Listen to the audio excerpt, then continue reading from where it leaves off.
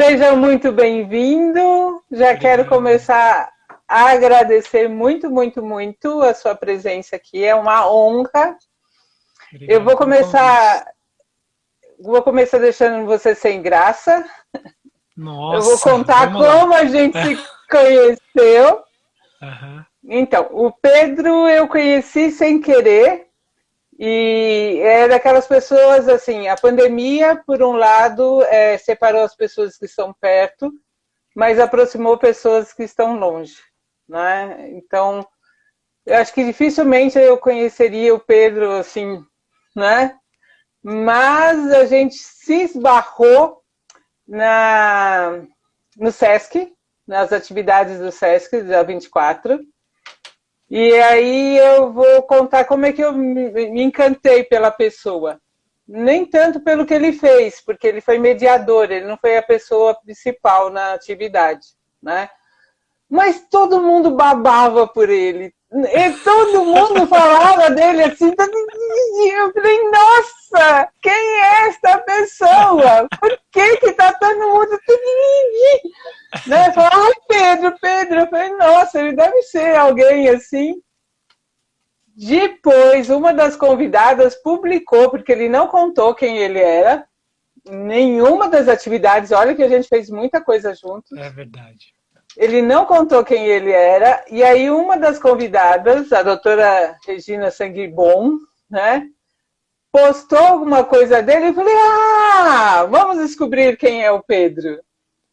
E aí eu entrei em contato e descobri que ele ia fazer uma jornada, e a gente passou aí um tempo juntos, trabalhando juntos.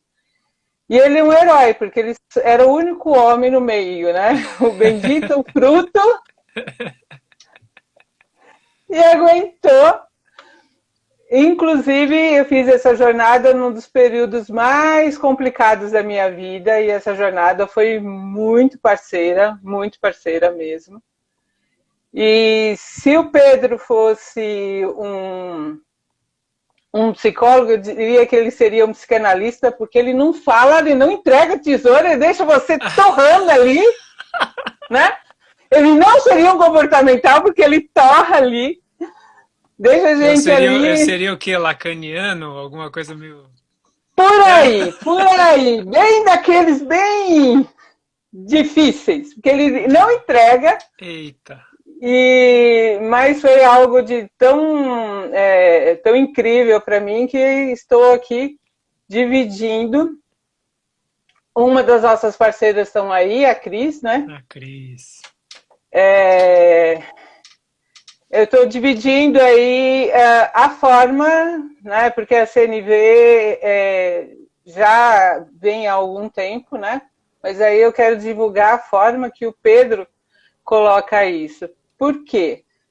A palavra CNV, comunicação não violenta, para mim sempre foi algo que me repeliu. Né? A ideia de, mas eu não sou violenta, eu não saio dando pancada, soco em ninguém, né? Então eu não conseguia. Uma cliente minha chegou a me dar um livro e eu olhei, comecei a ler, falei, também acho que não bateu com o autor, mas tudo bem, que não é o Márcio, né? E na jornada você colocou como apreciativa. Comunicação Né? apreciativa, é verdade. Antes de eu começar a fazer perguntas, Pedro, eu gostaria que você fizesse a sua apresentação, porque o seu currículo é enorme, então foi você que fez, então você conta. Eu posso contar, assim, brevemente que hoje em dia eu trabalho principalmente com comunicação não violenta, né? E pensando a comunicação para ajudar as pessoas, né? Para as pessoas se entenderem e conseguirem se relacionar de uma forma mais saudável. E também tenho uma experiência de facilitação de grupos e projetos colaborativos. Então, mais ou menos esse é onde eu estou hoje, né? Mas eu venho assim de várias experiências até artísticas, né? Tive uma carreira artística, assim, de trabalhar em espetáculo, de trabalhar com dança, música, teatro, e aí eu fui descobrindo, através desse interesse por dar workshops, eu fui descobrindo várias metodologias diferentes. E aí um dia eu caí num encontro lá que estavam falando, mencionaram a comunicação não violenta. Eu não entendi muito bem o que tinham falado, mas eu vi que tinha alguma coisa ali, sabe? Eu não entendi muito com o racional, mas eu senti que tinha alguma coisa ali interessante, assim. E aí eu fui investigar, e aí conforme eu fui investigando, a princípio eu estava investigando mais para ser um facilitador de grupos e ter ferramentas, né, tal. Mas aí eu vi que a coisa foi reverberando assim na minha vida inteira e em todos os assuntos, né, pessoalmente, muito profundamente, no jeito que eu lidava com os conflitos, com as pessoas mais próximas, tanto com o relacionamento amoroso, assim, quanto na minha família, né, ou nos trabalhos. E aí a coisa foi me ajudando muito, assim, né? E quanto mais eu ia pesquisando, mais eu ia falando para as pessoas. E conforme eu ia falando, as pessoas também iam pedindo para eu falar mais. E aí eu comecei a compartilhar também. Então isso já faz aí uns 7 anos que eu tô nessa brincadeira. Mas tive bastante experiência também com atividades musicais, como forma de conectar as pessoas. Tem um projeto chamado Música do Círculo, que eu também fui um dos fundadores. Então é isso, assim, olhando para trás eu passei por várias coisas diferentes, mas ao mesmo tempo acho que todas elas de alguma forma têm a ver com relações humanas, assim, e formas mais saudáveis e harmoniosas de se relacionar, né? Então acho que é isso, de uma forma resumida, acho que é por aí. Isso é muito, muito resumido, né? É porque o Pedro ele tem uma característica muito interessante que ele usa a própria história dele para dividir, para, né, exemplificar aí o que ele faz e a própria comunicação não violenta. Então eu convido aí quem queira saber mais, né, para ir lá na página dele, que ele tem um material farto, não só de análises, né, como contando como a vida dele, ele foi construindo isso com a vida, né? Já que a gente colocou como título, né, comunicação consciente, a gente está falando CNV, e eu falei que fiz uma jornada jornada apreciativa, eu te devolvo aí o abacaxi para você explicar para a gente o que são esses 3 títulos, são coisas diferentes, a mesma coisa? Uhum. Você me devolveu o abacaxi para eu descascar, né? Uhum. Então, a comunicação não violenta é uma coisa que é um conjunto de princípios, ideias, né? Reflexões que o Marshall Rosenberg, que é psicólogo americano, criou e muita gente tem pesquisado, praticado, né? Experimentado no mundo. E, e aí, ultimamente, eu estava refletindo assim sobre esse nome, experimentando outros nomes. Às vezes porque por curiosidade de saber como é que chega nas pessoas, né? Porque outro dia mesmo eu estava apoiando uma escola que estava com vários conflitos lá, e aí eles me chamaram para apoiar essa escola. E eu estava numa reunião que era uma reunião meio para ajudar as pessoas a começarem a desenvolver essa consciência, né? Sensibilizar. E aí uma das pessoas falou exatamente isso que você falou. Ela falou assim: Nossa, Pedro, isso foi no final, assim. Ela falou: Eu tinha muito preconceito com esse nome. Quando eu ouvi esse nome, várias pessoas já tinham me falado desse nome, da comunicação não violenta, mas chegava em mim de um jeito meio que eu sentia uma certa aversão, assim, né? Não me interessava. Às vezes até chega como uma crítica, né? Então, Uhum. assim, se uma empresa ou uma organização contrata alguém para fazer uma capacitação ou um treinamento de comunicação não violenta, muitas vezes as pessoas já criam uma certa resistência porque elas recebem isso como uma crítica, né? Do tipo, mas então, se você está propondo esse treinamento, quer dizer que a gente está sendo violento, né? Uhum. Então, também por isso eu comecei a experimentar nomes diferentes, como comunicação apreciativa ou comunicação consciente. Tem várias pessoas que falam nomes parecidos também, mas às vezes também eu faço isso porque eu também quero experimentar misturar coisas da comunicação não violenta com outras coisas que estão relacionadas, mas sem necessariamente ter o comprometimento de ficar ali na comunicação não violenta à risca, sabe? Porque aí eu tenho um outro nome mais que não é uma coisa específica, né, que foi criada e que aí eu posso experimentar mais, assim. E aí, quando eu coloquei comunicação apreciativa, ela foi muito inspirada na comunicação não violenta, porque eu acho que a comunicação não violenta ela tem um olhar muito apreciativo para as reflexões que ela traz. E apreciativo no sentido de não ser depreciativo.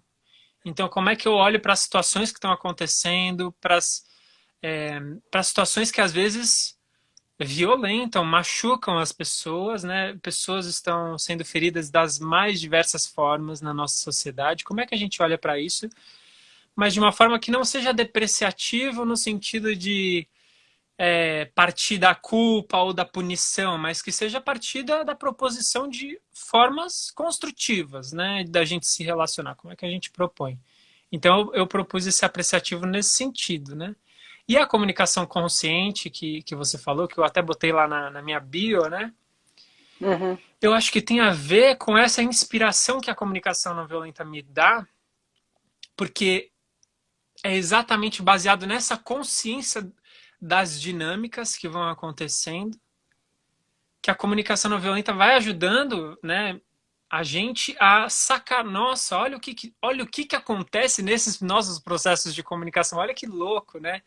Então, isso foi um processo que eu vivi e ainda vivo muito, que é estar cada vez mais consciente dos processos, assim, de uma pessoa me fala uma coisa, como é que isso é um gatilho para mim? Como é que isso me leva para outros lugares ou me leva para concluir certas coisas ou às vezes reagir de uma forma mais agressiva, né? Então eu tenho cada vez mais consciência e essa consciência me ajuda muito, porque quando eu olho para trás há 10, 15 anos, eu tinha muito menos consciência. Então era quase como se eu só conseguisse olhar para trás e observar o que aconteceu. Eu não tinha muita consciência durante as coisas. E às vezes a gente não tem muito, assim, tanto poder de mobilização. Às vezes o pau tá comendo ali, né? O bicho tá pegando e a gente, quando vê, fala: Meu Deus, olha o que eu falei, ou olha o que eu fiz.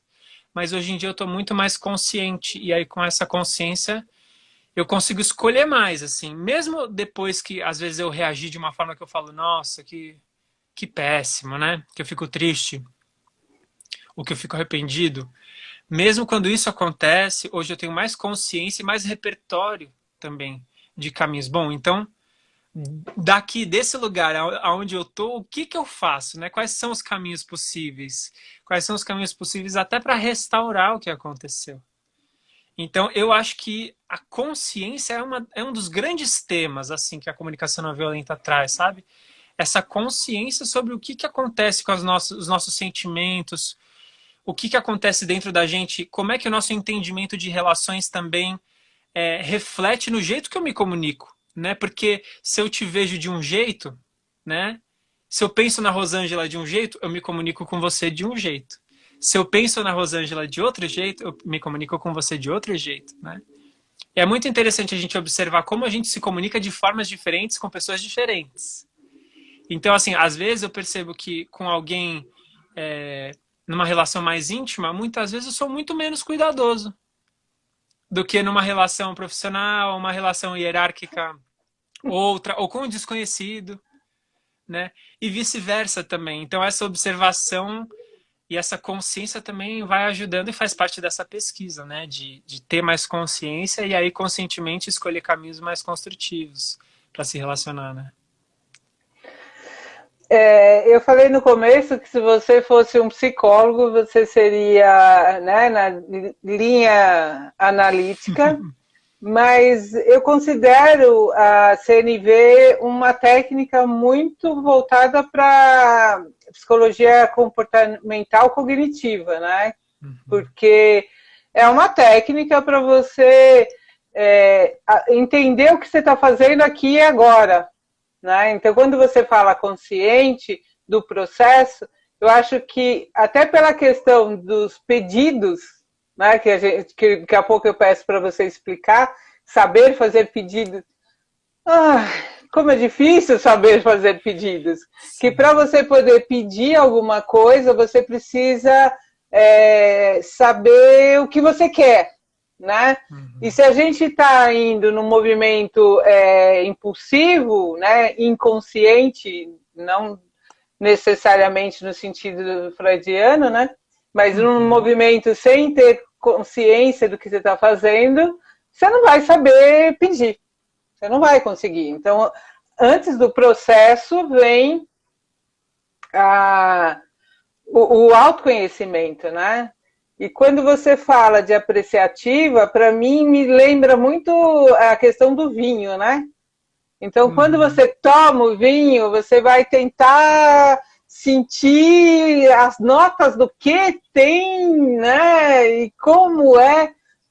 É muito detalhe e que se você estiver prestando atenção mais fora do que dentro, você não, né? É, a Bel está falando, primeiro consciente para depois pedir. Ainda chego lá. Aí entra uma outra expressão que eu já tinha ouvido fora, mas que você repete muito, que é fazer a musculação, né? Uhum. Sim. Porque é uma. A gente usa essa imagem da musculatura como uma metáfora, né? Mas é quase Uhum, como se fosse uma musculação emocional, psicológica, cognitiva, né? Por uhum, quê? Porque se a gente parar hoje em dia e se perguntar aonde que eu desenvolvi esse jeitão de me comunicar? Se eu olhar uhum, para trás, eu vou ver que esse jeitão de me comunicar com as pessoas provavelmente tem a ver com a minha história, né? uhum, Com os lugares por onde eu passei, com a minha educação. Então, tudo isso vai acostumando a gente a reagir a situações de certas formas específicas, né? Então, quando a gente reage a uma situação, muitas vezes a gente não está reagindo só àquela situação, a gente está reagindo àquela situação somada a toda a nossa história e como que aquilo reverbera na gente. E aí isso vai criando padrões e jeitos de pensar, né? Jeitos de uhum, sentir, jeitos de perceber, uhum, entender as situações uhum, que viram padrões e muitas vezes padrões automatizados e até às vezes padrões inconscientes. Então, antes de estudar essas coisas, eu nem percebia os meus padrões. Porque geralmente a gente percebe um padrão quando a gente aprende que existe outro, né? É difícil perceber uhum. um padrão quando você não aprende que existe outro. Então, Exato. isso é muito legal, assim, de conhecer outros caminhos, porque não é que a comunicação não violenta fala quais são os caminhos certos, mas eu entendo que a comunicação não violenta vai ampliando exatamente essa consciência, assim, de, ó, tem esse caminho, tem esse caminho, tem esse caminho, né?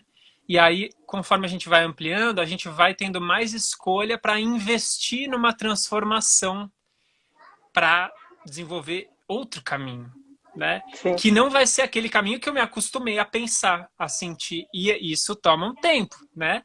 Não é num sim, workshop ou mesmo uma sim, jornada de alguns encontros que a gente vai mudar sim. um padrão de comportamento, porque todo mundo que já tentou mudar algum hábito, por exemplo, né? Um hábito que você quer Uhum, mudar. Ah, eu quero acordar mais uhum, cedo, eu quero comer diferente, eu quero fazer mais atividade física, qualquer coisa.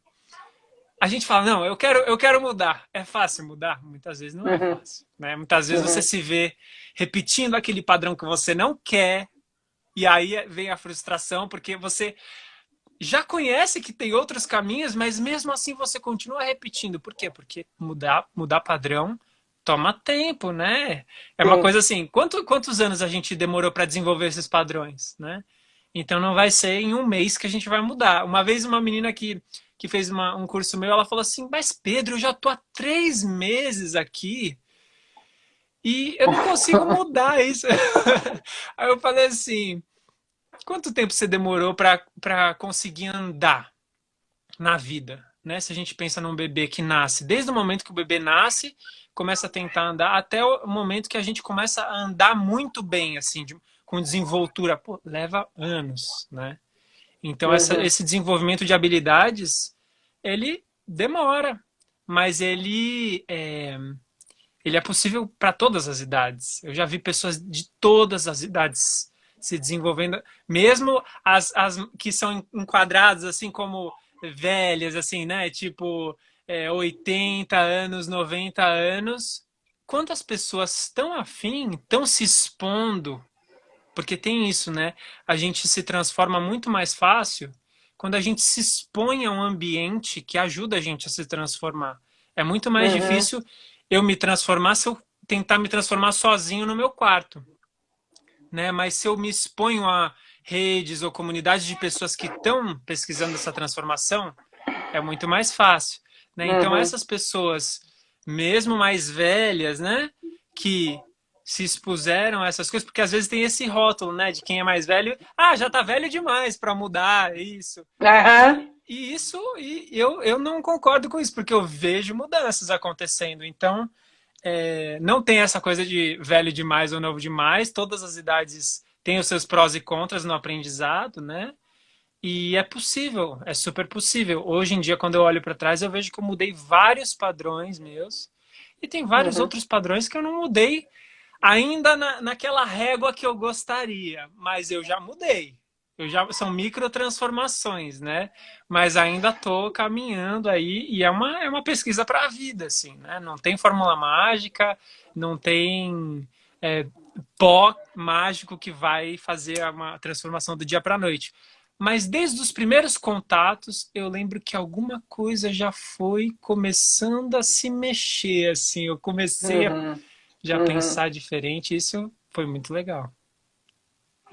é verdade. O Osmar colocou aí, né, que a mudança de comportamento, de hábito, né, é a parte mais demorada do processo, né? Mas para que ela ocorra, algumas coisas a gente precisa considerar. A CNV começou com o Marshall Rosenberg, né, em Detroit, que é ainda considerada uma cidade muito violenta. Então, eu acho que ele tem um quesinho de psicologia social, porque ele focou muito no grupo, né? É o trabalho do indivíduo, mas o trabalho dele mesmo era em grupos, né? Os Sim, exemplos que ele dá é muito dessa questão do grupo, ou seja, é algo que mexe com a sociedade com uma forma geral, né? Tem um sim. livrinho dele que eu vou sugerir para o pessoal dar uma olhada, que ele é bem facinho de ler, rapidinho, que é esse aqui, né? Eu acho. Para mim ele aparece invertido o nome, não sei como é que aparece para as pessoas. Tá. O surpreendente propósito da raiva. Eu não sei como fazer para desinverter Eu isso, não sei, eu gente. não sei como é que aparece para as pessoas, mas pelo menos para mim aparece É, invertido. tá. É o surpreendente propósito da raiva. Aí tem um vulcãozinho. Esse vulcãozinho diz muito, né? Mas ele fala algumas coisas que eu acho que são bem aplicados, né, focados nessa questão aí, de algumas coisas que eu quero falar com você.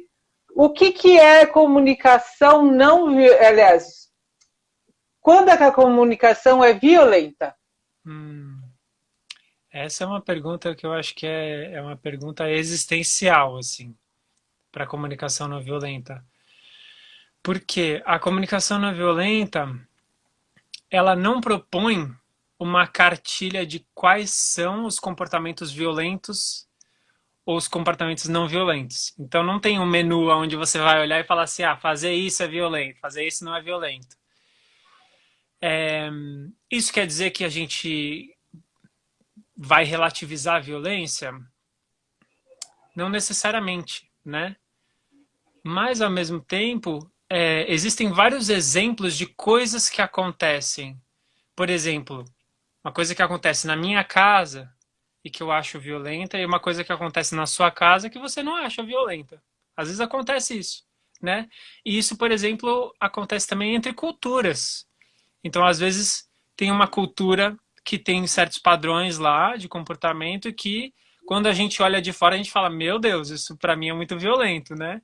E Uhum, para essas pessoas parece que não é tão violento. Então, eu acho que classificar o que é violento ou não é, eu acho que às vezes é difícil classificar universalmente, mas a gente sempre pode observar como é que está sendo para aquelas pessoas que estão vivendo aquela situação, né? Então, assim, quando a gente pesquisa quais são os impactos de uma ação, aí eu acho que, aí eu acho que a gente vai ver se aquela ação está sendo violenta ou não.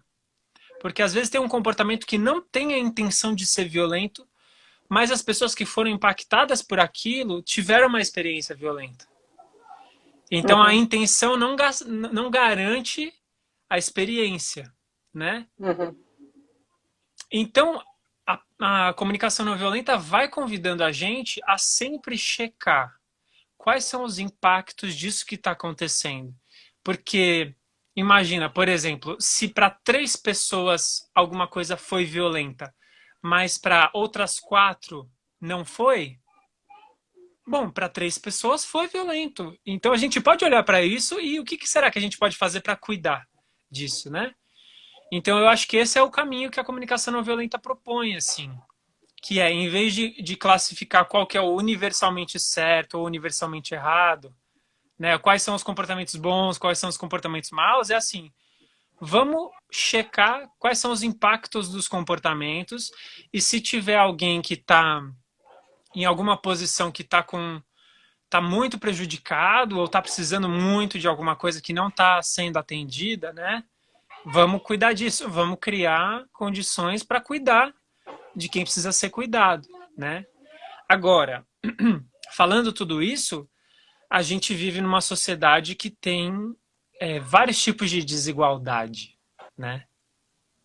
E aí a desigualdade, eu acho, pessoalmente, eu acho muito difícil olhar para a desigualdade e não achar a desigualdade violenta, né? A desigualdade talvez não esteja obviamente na imagem da violência. Quando a gente pensa em violência, muitas vezes pensa com alguém com a arma na mão, uma faca, ou alguém, né, batendo em alguém. E isso pode ser um tipo de violência, né? Quando alguém viola a vida de outra pessoa ou viola o espaço de outra pessoa, pode ser visto como violência. Agora, tem vários tipos de ações e impactos que podem ser vistos como violência, né? Uma uhum, opressão estrutural, né? O uhum, machismo, o preconceito, a discriminação racial, a desigualdade social, né? A diferença entre pessoas que têm muito dinheiro e pessoas que não têm nada para comer. Então, isso também pode ser visto como um tipo de violência, né?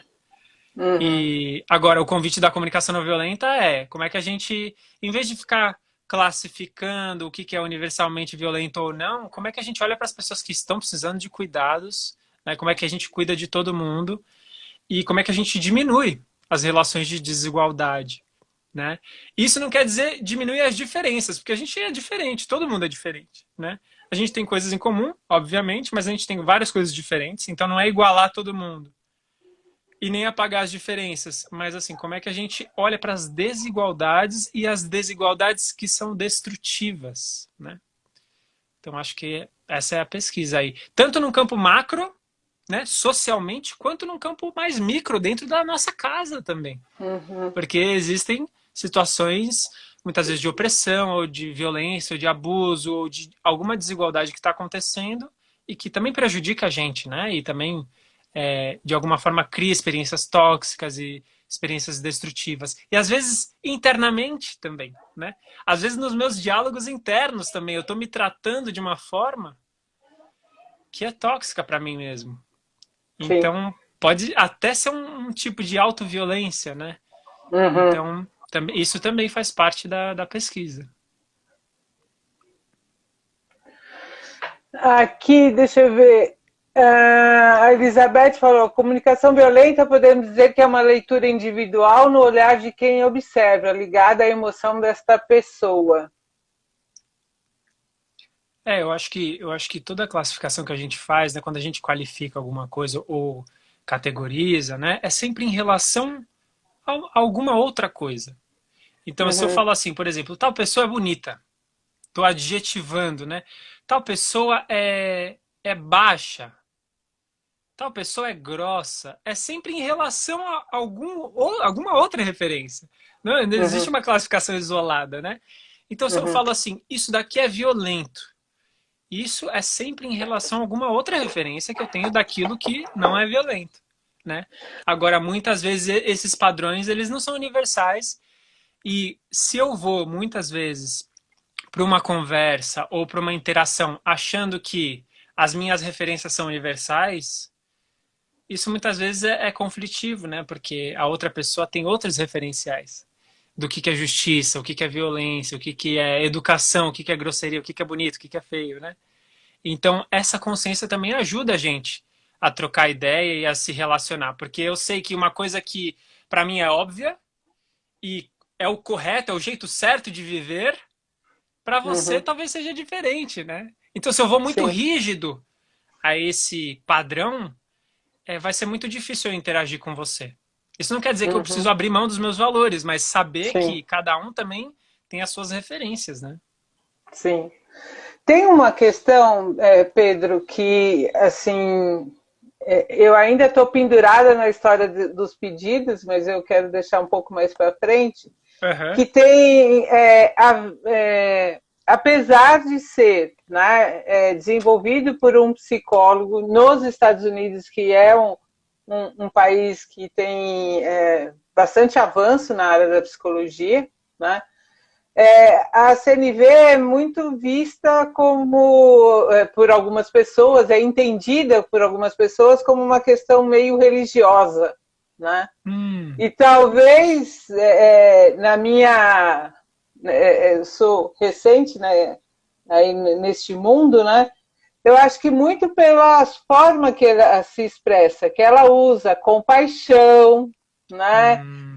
Ser compassivo, fala sobre a empatia, que é outra coisa que eu quero muito falar com você, não julgar, Uhum. né? Viver a partir do coração. Aí, viver a partir do coração, aí já, Aí tá romântico né? demais, né? Tá muito complexo isso, né? Eu não sei, essa é a sensação, que as pessoas julgam pela capa e aí Aham. eles param nessa, como eu parei na expressão CNV, acaba parando nessas colocações, esses adjetivos aí, Uhum. e acaba não entendendo, né, que não tem relação com religião, né? Uhum. Uhum. Talvez essa relação com religião, e aí você até pode me ajudar a pensar sobre isso, né? Mas talvez essa relação com religião, ela tenha a ver com essas palavras que às vezes são usadas dentro dos campos religiosos, né? Como compaixão, né? Como é, pensar no próximo, né? Esses valores que muitas vezes são atribuídos, né? A uma coisa meio solidariedade, né? Um campo quase do voluntariado, assim, né? Uhum, As boas ações, né? As ações para o bem de todo mundo. E é curioso isso, porque eu acho muito curioso que quando a gente fala de pensar no bem de todo mundo, isso seja associado à religião, né? Porque não é louco isso, né? A gente como sociedade chegou num ponto que quando a gente fala em pensar no bem de todo mundo, muitas vezes isso cai ou pro lado comunista, né? Assim, então você é comunista. Ou você cai pro lado você religioso do vota no tipo, PT. você é um romântico, vai virar padre, né? É quase visto como uma certa ingenuidade, né? Um romantismo inocente, assim. E talvez tenha a ver com essas palavras mesmo, né? E eu entendo que, às vezes, algumas pessoas, quando se aproximam da comunicação não violenta e veem essas palavras que são vistas como mais românticas, assim, ou mais quase utópicas, assim, né? Existe um estranhamento. Então Uhum. eu entendo, porque muitas vezes não faz parte do mundo da pessoa, né? Do vocabulário que tá no dia a dia ali da pessoa. E ao mesmo tempo eu entendo que o Marshall Rosenberg, quando ele traz essas palavras, ele está tentando trazer meio que a essência, né? Do grande objetivo, assim. Só que para uma pessoa que não está familiarizada com aquela palavra, com aquela ideia, é meio estranho, né? Meio hippie, meio abraça árvore, assim, né? Uma coisa Alternativo meio demais, né? alternativo demais, tal. E ao mesmo tempo, hoje em dia, eu vejo muitas pessoas de várias áreas, assim, empresarial, corporativo, que são áreas mais céticas, né, ao emocional, ao simbólico, ao poético, né? Essas pessoas muitas vezes estão percebendo que a comunicação não violenta está ajudando, assim. Então, eu entendo que tem um trabalho também de quase que ir buscando quais são as linguagens que acessam as pessoas, né? Porque às vezes tem um jeito de falar ali da comunicação não violenta que não vai acessar certas pessoas, as pessoas vão ficar com certo preconceito, né? E aí quando a Uhum. gente encontra um outro jeito de falar, que é um jeito que está mais dentro do campo da pessoa, aí a pessoa fala, opa, né? Uhum. Às vezes mudando um jeito de falar, mudando um jeito de apresentar as ideias, né? Ou mudando uma palavra ou outra, às vezes isso pode ser uma ponte para o universo da pessoa, que a pessoa vai se aprofundando, né? Então eu acho que é isso, assim, não sei o que você acha em relação a essa coisa religiosa, mas eu suspeito que tem a ver com isso, sim. Não, eu penso mais ou menos assim também. Tem três tópicos que eu não quero deixar de falar com você, que um é a questão do julgamento, né? Porque tem Uhum. a ver com o que a gente acabou de falar sobre violência, né? Sim. Uma questão que você colocou logo no começo da jornada, e o Rosenberg fala muito disso também, que é assim, se eu julgo a partir das minhas crenças, do que eu sinto, Uhum. né? E aí eu imputo uma responsabilidade na outra pessoa, ele está fazendo isso porque, né? E aí, a partir do momento que eu imputo essa responsabilidade, eu já o condeno, e aí Uhum. eu quero vingança e ressarcimento. Né? E, na verdade, o grande crime dessa pessoa é o fato dela não ter satisfeito a minha necessidade, que eu não contei para ela, que aí entra o pedido, né? Então, acho que dá para amarrar pelo menos essas duas coisas aí, que é a questão do julgamento Uhum. e da dificuldade de fazer um pedido. Ah, que legal. Então, são dois temas grandes dentro da comunicação não Enormes. violenta, né? E bem assim centrais, eu acho, na comunicação não violenta. Tem uma reflexão importante, assim, eu acho que importante sobre o julgamento, porque primeiro de tudo, quando o Marshall ele propõe que a gente tente transformar esse hábito de julgar tudo entre certo e errado, é uma quebra de paradigma assim grande, porque a gente culturalmente está acostumado, né, a olhar para tudo e pensar assim, ah, isso está certo, isso está errado, isso está certo, isso tá, né? Esse comportamento está certo, esse comportamento está errado. Então esse é um dos grandes convites que já começa a abalar as estruturas nossas, né? Porque assim, a gente tem um dispositivo julgador. Existem vários tipos de julgamento, mas existe um dispositivo julgador que é aquele dispositivo importante, né? Então, assim, existe um momento que é assim, aquele julgamento que me ajuda a me localizar. Onde é que eu tô? Então eu olho e julgo o ambiente ou julgo as situações.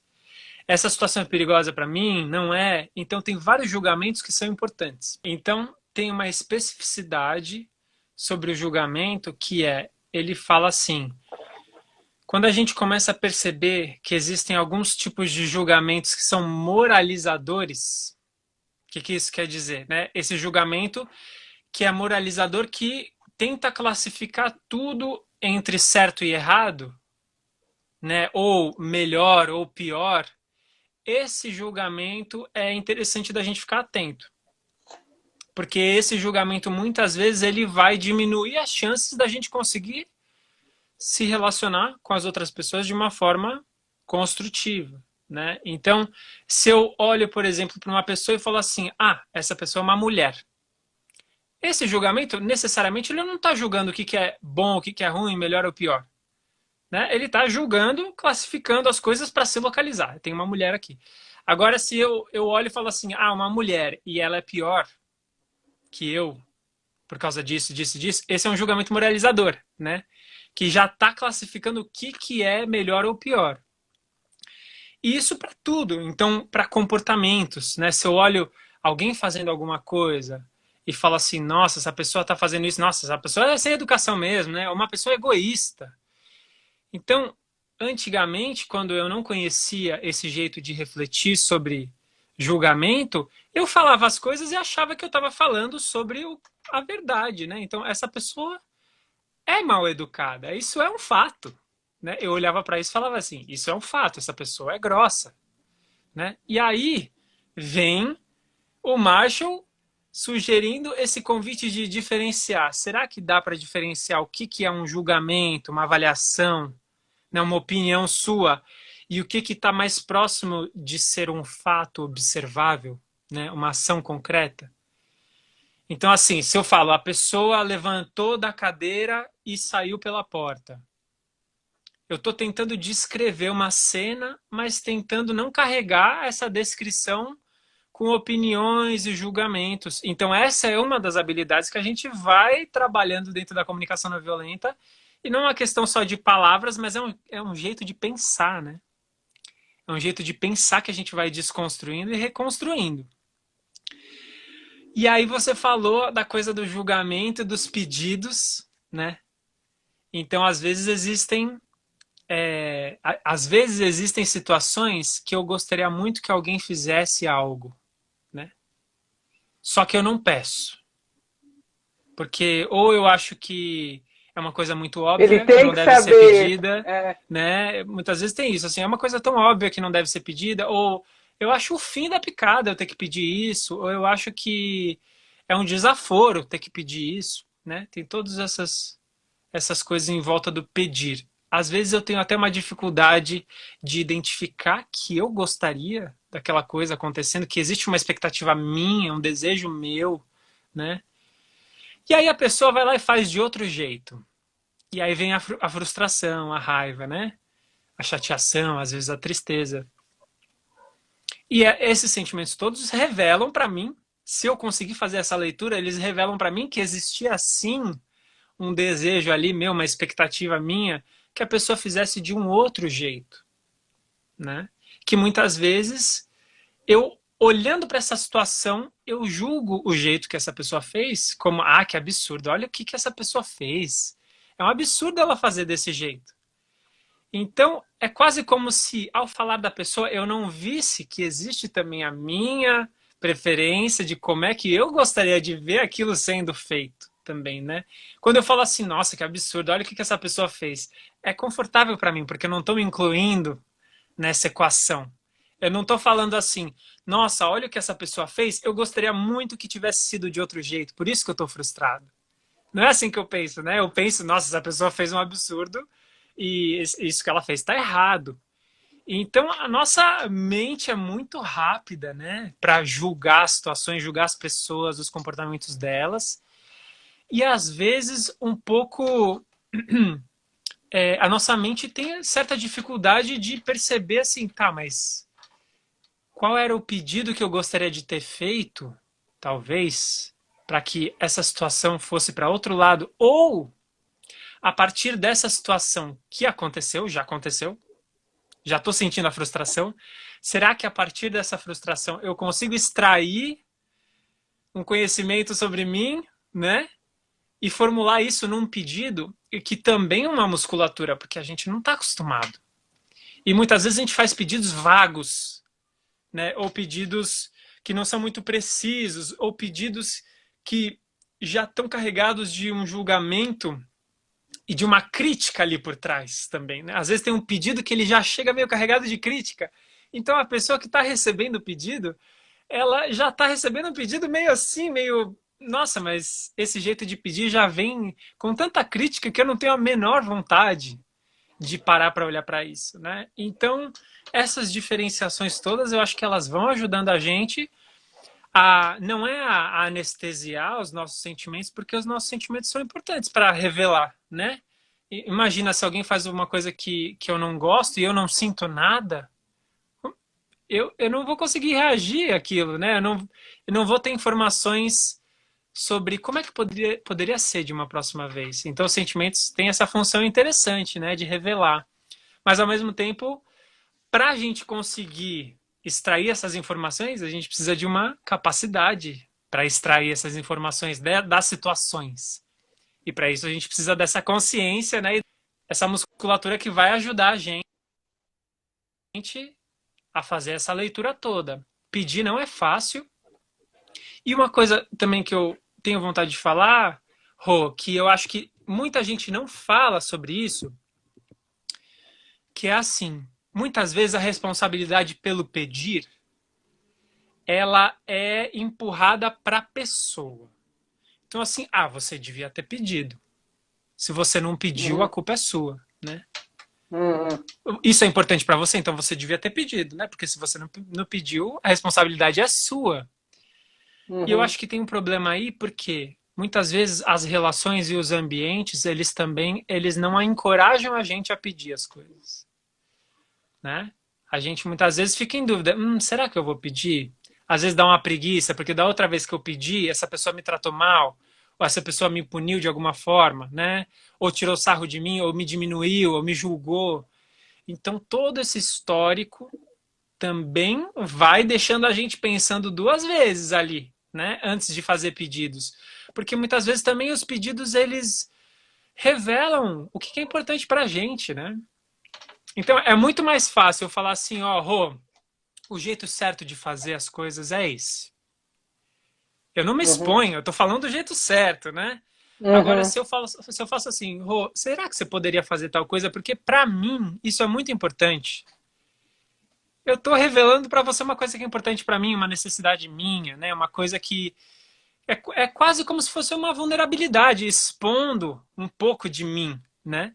Então é muito mais fácil não expor o que é importante para mim e falar das coisas de uma forma genérica do que pedir e também pedir considerando que se for um pedido, a pessoa pode dizer não, né?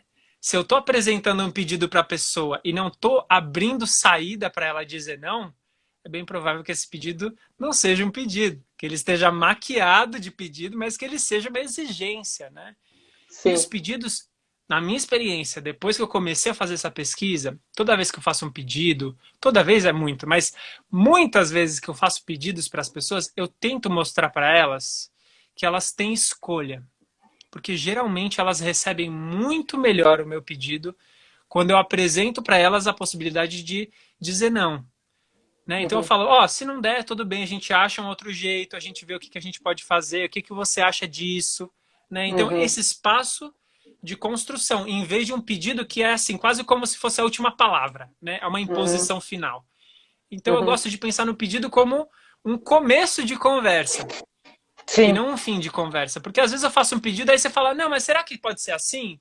Eu falo, não, mas assim não é muito legal. Aí a gente começa a bater uma bola e aí a gente vai achando como é que fica bom para nós dois, né? Sim. Essa é a ideia da comunicação não violenta.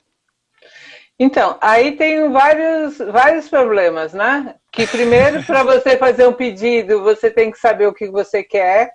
Então, você tem que parar e olhar, né, nas suas necessidades. E a gente é impulsivo demais para poder parar e fazer isso. A gente tem a facilidade de julgar o outro, porque assim, é incompetência do outro, é maldade do outro, sim, né?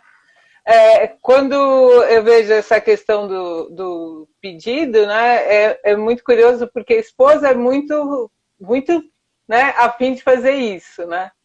Não, não vou falar porque ele tem que saber disso e assim ele tem que querer, né? A gente não pode pedir porque a gente quer ali fugiu a palavra, mas assim, né? Ele tem que ter uma afinidade de querer a mesma coisa do mesmo jeito, Sim, né? Onde dá sim. muito pau entre marido e mulher. A Natália, ela comentou aí que as pessoas falam, né, o que pensam e aí diz, essa é a minha opinião. Mas aí entra uma característica muito importante da CNV, que é o ênfase no interpessoal, intrapessoal, né, e no social, né? Então, se você tem uma opinião que você coloca de maneira rígida, então é seu julgamento, não é sua opinião, né? Alguém coloca que o empoderamento vocal diz, às vezes um pedido, quando verbalizado, pode se transformar na negociação. Exatamente, né? É bem isso que você estava colocando. Aí o Osmar colocou, depositar as nossas vontades no outro, né? Essa questão de depositar as nossas vontades no outro, eu acho que é um aprisionamento, porque você tem que querer o que eu quero e fazer do meu jeito e não pode alterar nada. Sim. Então você não está depositando nada, você está aprisionando a pessoa, você não dá espaço a essa negociação, né? O outro, ou o outro é exatamente o que você quer, um quebra-cabeça, né? Ali que encaixa ou não encaixa. E se não encaixa, é competência sua, porque eu sei o que é certo. Né? Então, aí entra uma questão muito importante que a CNV ela foi desenvolvida por um psicólogo, mas atualmente ela não é só utilizada por psicólogos, né? Não existe essa necessidade. Ela pode, mesmo sem ser utilizada por um psicólogo, ela tem um efeito terapêutico bastante interessante. Para quem não conhece o Pedro, ele fez pós, né, até fora do país, sobre o assunto. Mas ela não elimina a necessidade da psicoterapia, né, Pedro? Eu acho que são coisas diferentes mesmo, né? A psicoterapia acho que tem uma outra proposta, assim. Quando a gente pensa na psicoterapia nesse lugar, assim, de encontro, que é um encontro mais íntimo até, assim, né? De um para um ali, e que também a psicoterapeuta ou psicoterapeuta tem uma outra bagagem, né? Outros referenciais do que gostaria também de proporcionar àquela pessoa, mas eu acho que tem pontos em comum, né? Então pode ser um processo terapêutico você lidar com a comunicação não violenta, pesquisar, porque é, ela em si não é vista como terapia, mas conforme a gente vai se conhecendo, né? Sabendo novas formas de fazer essa leitura dos sentimentos, de se comunicar, de, de lidar com certas situações que às vezes a gente se sente meio refém, assim. E aí, conforme você vai ampliando o seu leque de opções para comunicar as coisas, isso vai também te dando uma certa bagagem, assim, né, para comunicar quando alguma coisa te incomoda, né? Então, eu acredito que a gente engole menos sapo quando a gente vai desenvolvendo essa musculatura e a gente também consegue expressar as coisas de uma forma que é um pouco mais colaborativa, menos impositiva, assim, sabe? Uma forma um pouco mais consciente. E eu acho que isso pode ser terapêutico porque faz bem, né? Faz bem mexer nessas coisas e desenvolver esses caminhos. E o Marshall Rosenberg, ele foi influenciado pelo Carl Rogers, né, que é um psicólogo humanista. Então tem bastante do trabalho do Carl Rogers dentro da comunicação não violenta, mas não é um trabalho para somente psicólogos, tanto que está espalhado no mundo inteiro, em vários lugares, exatamente porque o Marshall, até onde eu, né, estudei e aprendi, o Marshall ele quis intencionalmente criar uma coisa que não fosse só para consultório. Ele quis criar uma coisa que fosse acessível a todo mundo. Também muito influenciado pelo Paulo Freire, que desenvolveu, né, a metodologia de alfabetização, que os alunos iam também se ajudando, quem sabia um pouquinho mais ajudava quem sabia menos.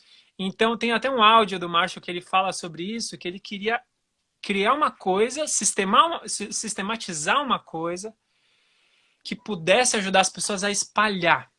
E eu acho que isso realmente aconteceu, né? Agora, Sim. eu tenho uma atenção em relação a isso, que é tudo que se espalha muito é bem legal, mas ao mesmo tempo tem várias interpretações da coisa e vários Sim. tipos de abordagem, né? Então, eu Uhum. prefiro as abordagens que não são, na minha opinião, tão imediatistas, assim. Então, assim, faça esse curso que você vai resolver essas promessas milagrosas, porque é um processo gradual. E eu acho que pode ser muito frustrante para uma pessoa que entra num curso ter uma promessa muito garantida de uma transformação radical, porque as transformações realmente acontecem e elas são maravilhosas.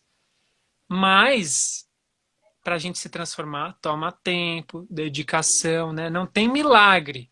Então eu gosto das abordagens que são assim, gente, isso aqui é a longo prazo, não tem milagre, mas tem muitas transformações possíveis e que podem ser maravilhosas, né? Uhum. Então, e também eu gosto das pessoas que propõem um caminho de pesquisa, de aprendizado, que é um caminho que não é individual. Uhum. Porque até o próprio Macho fala disso, que é importante a gente aprender em comunidade, em rede, a gente ter comunidades de apoio. A minha gata tá miando. Ela Comu... está Ela tá fazendo concordando, Pina. presente. Vem cá, Pina. É... Por quê? Pedro, Porque muito. deixa eu te interromper. A Fala, gente, fala. o Instagram ainda tem 1 hora só, né? Eu não De sei, mas gravação. a gente pode ir caminhando pro final.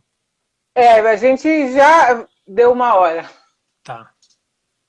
Desculpa, eu Não, devia ter te tranquilo. avisado. Tranquilo, a gente pode. Quer É, considerações finais? isso, mas eu só queria colocar uma coisa muito rápida, que você trabalha com a história de celebrações e enlutamento, né? Uhum. Que para mim vem muito a calhar com a história da gratidão, que as pessoas falam, no lugar de você ficar triste, veja um lado bom, né? Uhum. E não é isso, né? Uhum. Uhum. Não você ficar triste ou você ficar feliz. Na mesma Uhum. história tem aspectos tristes e aspectos felizes. Então eu quero agradecer muito você. Gostaria de ter você assim, pelo menos uma vez por mês aqui como convidado, porque tem muito assunto. Podemos fazer É... outros. Opa! Olha que eu vou cobrar. Você não sabe o que Pode você fez. convidar. Pode convidar. Pode pedir, ó, É... exercitando a musculatura do pedido. Eu gostaria muito mesmo de agradecer. Não dá 1 hora, não dá para falar muita coisa, né? Mas assim, convido a todos a visitarem a página do Pedro e conhecer um pouco mais dele. E, por favor, suas considerações finais. E as considerações finais? Acho que para finalizar era aquilo que eu estava falando mesmo, assim, o Marshall recomenda que a gente aprenda em rede, em comunidade, porque às vezes eu não vou ter força, eu não vou ter ânimo para praticar ou para me dedicar a essas coisas, e aí as outras pessoas vão falar, não, vamos lá, a gente já tem isso daqui, né, integrado na nossa agenda, a gente já está acostumado, e aí a gente vai se apoiando, né, que nem, sei lá, exercício físico, muitas vezes é mais fácil caminhar quando você tem companhia para caminhar, né? Do que sozinho e caminhar. Então é essa a grande recomendação, eu acho, assim, que é desenvolver essa musculatura em rede, em comunidade. Inclusive, a gente vai lançar em breve a nossa comunidade online para quem quiser também, né? Não precisa ser com a gente, pode ser com qualquer outra comunidade, mas a recomendação é que esse aprendizado em grupo, em comunidade e a longo prazo e de forma profunda, aí sim ele vai realmente ajudar a gente a se transformar. E ficou faltando falar sobre o Festival de Empatia. Ah, Festival da Empatia. Eita! Em agosto, vai rolar em agosto.